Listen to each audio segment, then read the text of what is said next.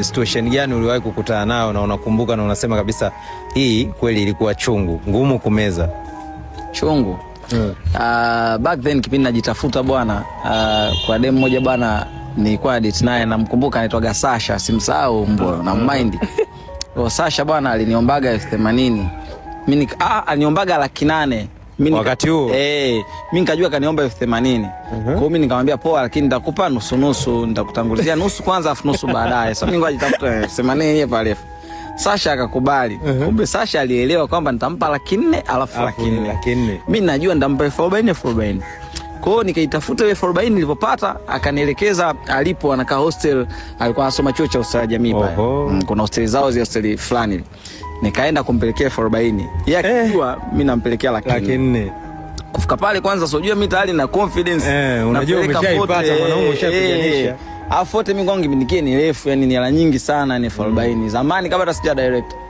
Nifika pale nilikuwa na rafiki yangu Mwalimu Alfani mwenyewe amenisindikiza, amekaa kwa pembeni.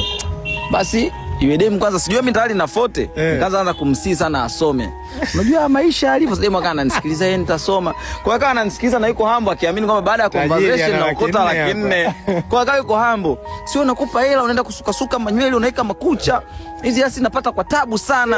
Tunazitafuta tunaumia kupata hizi hela, wewe hujui sinazipataje, sio uzichezee. Yeye akijua 400,000, mimi nikijua 40,000.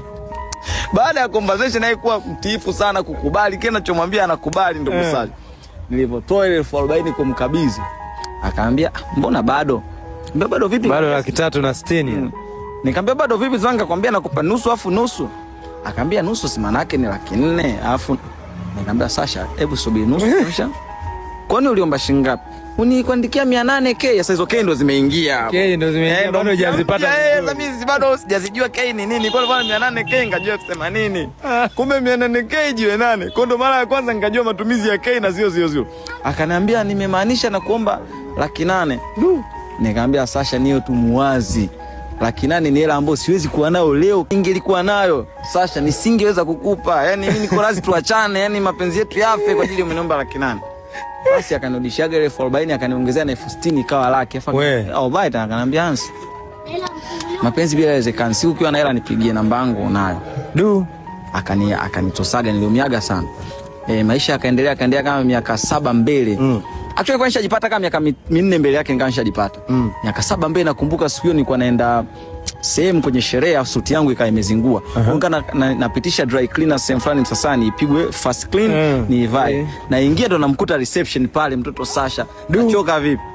Bwana. Nikamwachiaga na keep change. Na mind Sasha anaangalia, anajua yani na mind, anajua na mind. Ila Sasha alikuwa anakupenda. Kama alikupa 60k, niongezea 60 of course. Lakini niliumia. Shout out kwa Sasha, mimi sija mind Sasha.